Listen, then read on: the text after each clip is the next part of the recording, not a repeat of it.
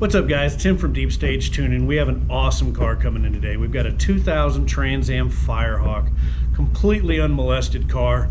Customer says it's got about 38,000 miles on it. He changed out the mufflers just for a slightly different sound, but we should have some fun with that.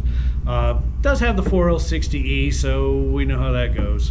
Also, the shop vent is down yet again. Every time it seems I give it the beans, it decides it's going to break something. Running out of parts to break, so this one should be hopefully our last for a little while. Henson was good enough to send us one of their 3.5-inch aluminum drive shafts that supposedly holds 1,000 pound-feet of torque, but you know we're going to test that out.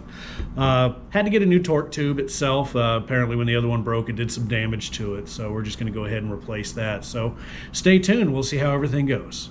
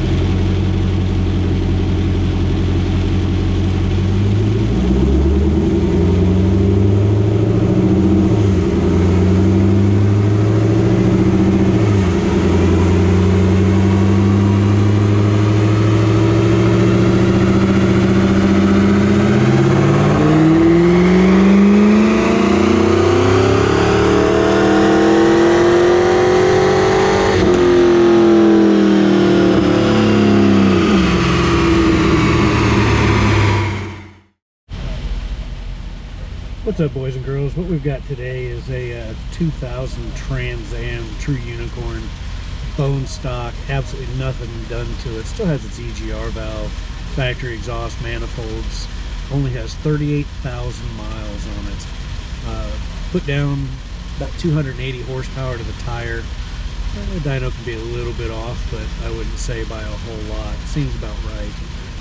Bad part, 4L60 transmission, should last for a little while, but still stock rear end, everything. We're going to make a few polls and see if we can increase that number a little bit. There was some significant knock going on, which is pretty common with a factory full exhaust car, catalytic converters, everything like that. So follow the rest of the video and see what we can get out of it.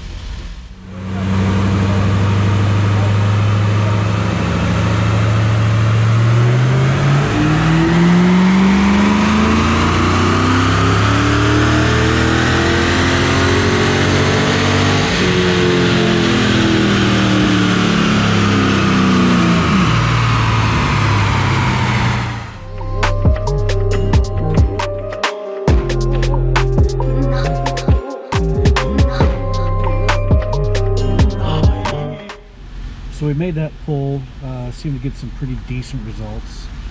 We picked up about 9-10 pound-feet of torque by adding a little bit of fuel. I don't know if it was out of the factory. I think this car may have been tuned. Not very much, but enough to make a difference, and it was running really fat. They had it programmed to go wide open throttle at about 11.7, and on a naturally aspirated car, especially in LS, just tends to be a little fat. LS ones, they range. Every car is going to be different depending on where in the country you're from.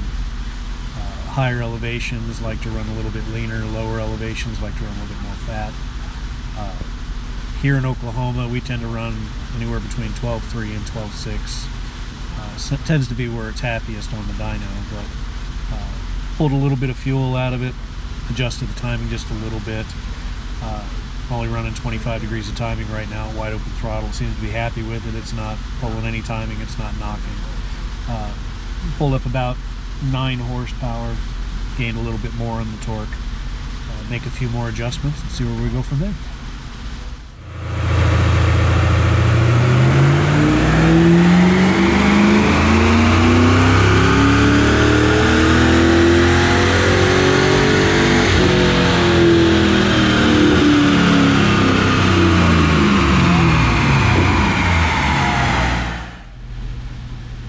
Alright, well, we made that pull after leaning it out just a little bit, and it didn't like it as much. Didn't have any issues, it just didn't make as much torque. And as we know on these cars, we need all the torque we can get. So I'm going to revert back to where it was and email this tune to it and make a final pull. Looks like this tune's about wrapped up. I have a little bit of transmission tuning to do out on the street.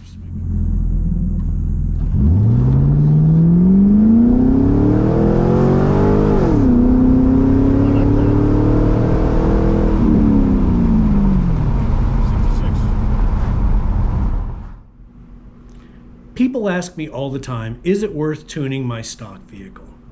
Absolutely. Then another question to follow up is, how much horsepower can you get? Average, you might pick up between 5, 10, maybe as much as 12 horsepower at peak. But let's be honest, we all don't drive around like that. When we pick up the most is in that low to mid range. Torque management comes into play, throttle response comes into play, all things that can be adjusted in the tune to get you better performance. Now, as you can see by this still here, horsepower is definitely up from when it came in, and it already had a tune. We got 290 horsepower and 318 pound-feet of torque. That's a pretty significant difference. Now, that's just at the peak. If we did the overlays somewhere in the low to mid-range at, say, 3,000 to 5,000 RPM, in areas we picked up as much as 15 to 20 pound-feet of torque and 15 to 20 horsepower as well. That's the range that really makes all the difference. Now, I hope you like this video. Go ahead and like and subscribe to us so you can get all of our future videos on dyno pulls, our shop vet, and any other builds that we have going on. Catch you guys later.